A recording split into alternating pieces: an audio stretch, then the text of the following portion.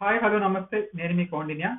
మొత్తానికి చంద్రబాబు నాయుడులో 2029 ఎన్నికల్లో గెలుస్తాం అనేటువంటి ధీమా పెరిగిందంటున్నారు. జగన్మోహన్ రెడ్డికి ఇప్పట్లో నో ఛాన్స్ వన్స్ అగైన్ అనే బోర్డు కూడా తగిలించారని చెప్తున్నారు. ఇంతకీ ఆ కథ ఏంటి, అసలు బాబులో అంత ధీమా పెరగడానికి ఉన్నటువంటి బలమైన రీజన్ ఏంటో ఈ వీడియోలో తెలుసుకునే ప్రయత్నం చేద్దాం. వీడియోని చివరి వరకు చూడటానికి ప్రయత్నించండి. మర్చిపోకుండా ఒక చిన్న లైక్ చేయండి.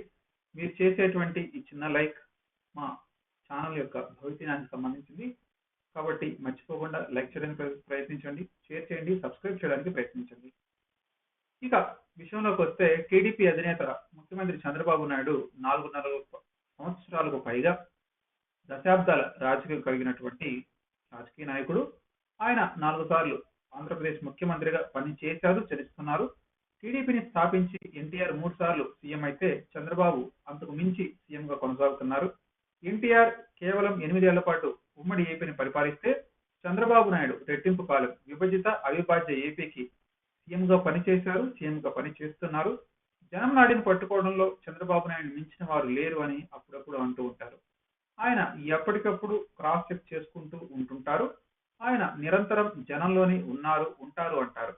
వివిధ వర్గాల ద్వారా, ఏజెన్సీల ద్వారా ప్రజాభిప్రాయ సేకరణ కూడా చేపడతారు. అంతేకాదు ఆ అభిప్రాయాన్ని చాలా చాకచక్యంగా ఒడిచిపడతారు అని కూడా అంటున్నారు.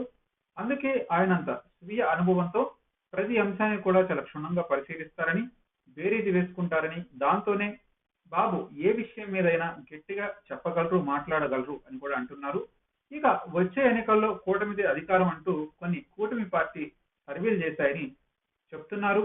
ఏపీలో మరొకసారి కూటమిది అధికారం అని టీడీపీ అధినేత తాజాగా పార్టీ నేతల టెలికాన్ఫరెన్స్ లో వ్యాఖ్యానించడం కూడా జరిగిందని చెప్తున్నారు. మళ్ళీ అధికారంలోకి వచ్చేది మనమే అని బలంగా చెప్పారన్నారు. అయితే నేతలు మాత్రం ఎంత మాత్రం రిలాక్స్ కాకుండా ప్రజలతో ఉండాలని, ప్రజలతోనే మమాకం కావాలని కూడా కోరారు. బాబు ఇంత నిబ్బరంగా చెప్పగలుగుతున్నారంటే ఎందుకు అనేది ఇప్పుడు సర్వత్రా చర్చనీయాంశంగా మారింది.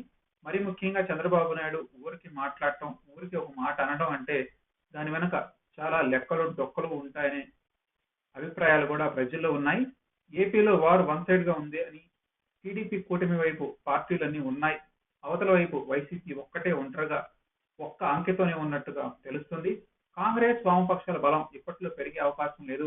రేపటి రోజున పెరిగినా అది వైసీపీకి నష్టం తప్ప కూటమికి ఎట్టి పరిస్థితుల్లో నష్టం కాదు అని బాబు అంచనా వేస్తున్నారని చెప్తున్నారు. మరొక వైపు వైసీపీ దూకుడు మీద కూడా బాబుకి సంతోషంగా ఉందని చెప్తున్నారు. వైసీపీ 2014 నుంచి 2019 మధ్యలో పెద్ద ఎత్తున దూకుడు చేసేది కానీ ప్రతి అంశం మీద జగన్మోహన్ రెడ్డి నేరుగా జనంలోనే ఉంటూ పాల్గొనేవారు. కానీ ఆయన పోలవరం పాదయాత్ర చేసినా, దీక్షలు కొనసాగించినా, అనేక అంశాలు చేసిన జనం మధ్యలో ఉంటూ గట్టిగా రియాక్ట్ అయ్యేవారు. కానీ అసెంబ్లీలో కూడా గట్టిగానే వైసీపీ తన వాదనను వినిపించేది. తొలి 3 సంవత్సరాలు అసెంబ్లీలో జగన్ వర్సెస్ టీడీపీ అన్నట్టుగా ఉండేది. జనంలో కూడా భారీ ఇంపాక్ట్ క్రియేట్ చేసింది. ఇది జరిగిన తర్వాత జగన్ పాదయాత్రకు సిద్ధపడ్డారు. దాని మీద మంచి స్పందన వచ్చింది. కానీ ఇప్పుడు చూస్తే జగన్మోహన్ రెడ్డిలో అప్పుడున్నంత వేడి కనిపించట్లేదు. 2024 నుంచి ప్రతిపక్షంలో ఉన్నా గానీ ఆ పార్టీ చరిత్రలో ఎన్నడూ లేనంత విధంగా 11 సీట్లు వచ్చినా గానీ అసెంబ్లీకి రావడం మానుకుంది. చట్టసభల్లో తన గొంతు వినిపించే ఛాన్స్ పోయింది. వైసీపీలో ఓటమి తర్వాత అత్యధిక శాతం మంది నాయకులు సైలెంట్ గా అయిపోయారు. కేవలం మీడియా ముందు మాత్రమే మాట్లాడుతున్నారు.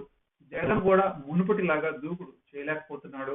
2019 ముందు వేరు, ఇప్పుడు జగన్ 2024 తర్వాత వేరు అనే విధంగా టీడీపీ హైకమాండ్, అదేవిధంగా చంద్రబాబు నాయుడు భావిస్తున్నారని కూడా చెప్తున్నారు. మరొక వైపు వైసీపీ పాలన, మరీ ముఖ్యంగా జగన్మోహన్ రెడ్డి యొక్క పాలన చూశారు. ఆ మోజు కూడా తీరిపోయింది కాబట్టి జనం ఇక జగన్ వైపు చూడరు అనేటువంటి భావనలో చంద్రబాబు నాయుడు ఉన్నట్టు చెప్తున్నారు. ఇంకొక వైపు పట్టణ వర్గాలు, న్యూట్రల్స్, మేధావులు, విద్యావంతులు వీళ్ళందరూ కూడా ఇంకా వైసీపీని దూరం పెడుతున్నారు, జగన్మోహన్ రెడ్డిని దూరం పెడుతున్నారు. మరీ ముఖ్యంగా టీడీపీ నుంచి అనుభవం ఎక్కువగా ఉంది కాబట్టి చంద్రబాబు నాయుడిని, అదేవిధంగా పవన్ కళ్యాణ్ వైపు కీలకంగా నడుస్తున్నారు.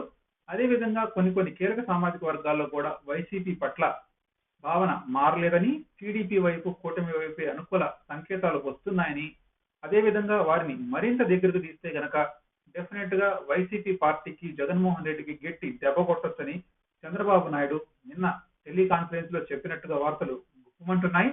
అదేవిధంగా నేతలు కూడా ఆత్మవిమర్శ చేసుకోవాల్సిన అవసరం ఉందని, మరీ ముఖ్యంగా చేస్తే వైసీపీ పార్టీ 11 సీట్లు పరిమితమైన ఇంకా సెల్ఫ్ ఇంట్రాస్పెక్షన్ చేసుకోవడంలో వెనకబడిపోయే ఉందని, అసలు ఎందుకు ఓడిపోయావనే విషయంపై ఇంతవరకు వైసీపీలో క్లారిటీ లేదని, జగన్మోహన్ రెడ్డి మీడియా మీట్లకే పరిమితమవుతున్నాడని, అసెంబ్లీలోకి రాని దుస్థితి జగన్ వైపు ఉందని, కాబట్టి వైసీపీ ఒక అజెండా లేని పార్టీగా ఉందని, ఇంకొక వైపు అమరావతి మావిగనంటూ జనాల్ని కన్ఫ్యూజ్ చేస్తున్నారని, ఈ అంశాలన్నీ కూడా టీడీపీకి ప్లస్ అవుతున్నాయని, ఇక అమరావతి విషయంలో మాట్లాడేది కూడా లేదని, మావిగన్ అనే మాటలు చెప్పిన జనం నమ్మరని చంద్రబాబు నాయుడు నిన్నటి రోజున టెలికాన్ఫరెన్స్ లో చెప్పినట్టు తెలుస్తుంది.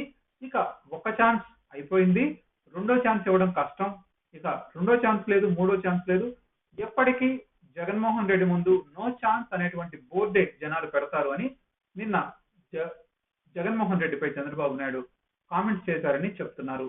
పైగా టీడీపీ, జనసేన, బీజేపీ మూడు పార్టీలు కలిసి గట్టిగా ఉండటం కూడా వచ్చే ఎన్నికల్లో తీవ్రమైనటువంటి ప్రభావాన్ని చూపెట్టబోతుందని, వైసీపీ ఒంటరి పోరాటం చేయడం వల్ల కూడా ఆ పార్టీ దెబ్బతింటుందని, సింగిల్ సింహం అని చెప్తున్నారు కానీ సింగిల్ డిజిట్ కే పరిమితం అయిపోతుందని చంద్రబాబు నాయుడు తీవ్రమైనటువంటి విధంగా స్పందించారని చెప్తున్నారు.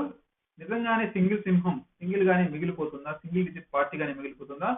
మీ అభిప్రాయాన్ని కామెంట్ రూపంలో తెలియజేయడానికి ప్రయత్నించండి.